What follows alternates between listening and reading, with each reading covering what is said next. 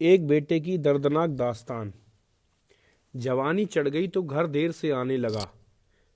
रात देर तक घर के बाहर रहना और सारा सारा दिन बस सोए रहना, यही काम बन गया था। माँ ने तो बहुत मना किया लेकिन मैं ना माना। पहले पहले तो माँ मेरे लिए देर तक जागती रहती, फिर बाद में सोने से पहले फ्रिज के ऊपर एक चिट चिपका कर सो जाती, जिसमें डिश का नाम और वह कहाँ रखी है लिखा होता था। धीरे धीरे चिट्स बढ़ने लगीं। गंदे कपड़े कहाँ रखने हैं और साफ कपड़े कहाँ रखे हैं यह भी लिखने लगी, और साथ ही यह भी बताने लगी कि आज क्या तारीख है, तुम्हें यह काम करना है और परसों वह काम।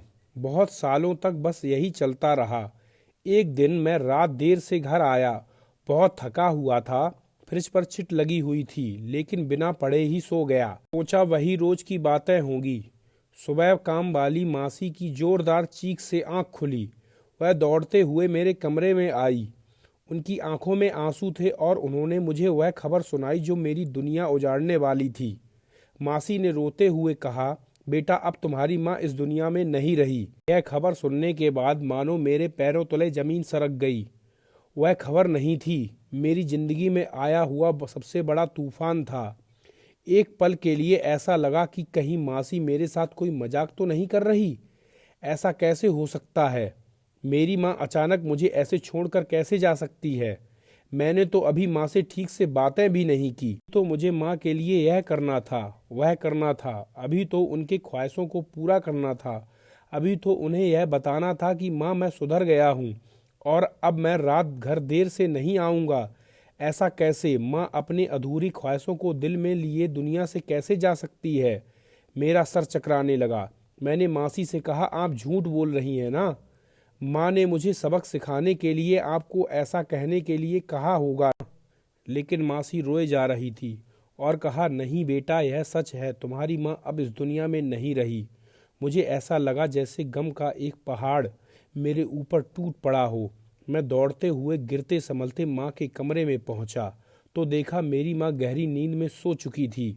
मैंने आवाज़ दी मगर उसने मुझे बेटा ही नहीं कहा।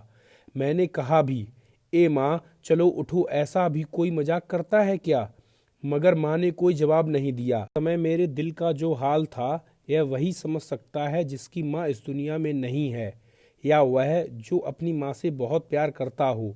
माँ के अंतिम संस्कार के बाद मैं घर आया। माँ के जाने के बाद अपने सूने घर को देखता रहा। घर काटने को दौड़ रहा था। फिर मुझे ऐसा लग रहा था कि जैसे मेरी माँ मुझे आवाज़ें दे रही हो। फिर पता नहीं कैसे मुझे अचानक याद आया कि कल रात माँ ने मेरे लिए फ्रिज पर एक चिट छोड़ी थी। मैं तुरंत रसोई घर की तरफ दौड़ा और उस चिट को हाथ में लेकर पढ़ने लगा। वह चिट पढ़ने के बाद मैं अपने आप को जिंदगी भर माफ़ नहीं कर पाऊंगा। में मेरी माँ ने लिखा था, बेटा आज मेरी तबीयत थोड़ी ठीक नहीं लग रही। मैं बहुत देर से तुम्हारा इंतज़ार कर रही थी लेकिन तुम आए नहीं। मैं सोने जा रही हूँ। जब तुम आ जाओ तो मुझे जगा देना और ज़रा मुझे अस्पताल तक ले चलना। माँ की चिट पढ़ने के बाद मैं बहुत रोया। मुझे क्या पता था कि मेरी माँ सुबह उठेगी ही नहीं। दोस्तों, आपसे बस यही कहूँगा, आपके माता पिता जिंदा हैं तो उनकी सेवा में कोई भी कमी ना रखिए, उनकी देखभाल कीजिए। कहीं ऐसा ना हो कि आपको अपनी गलती की सज़ा जिंदगी भर भुगतनी पड़े।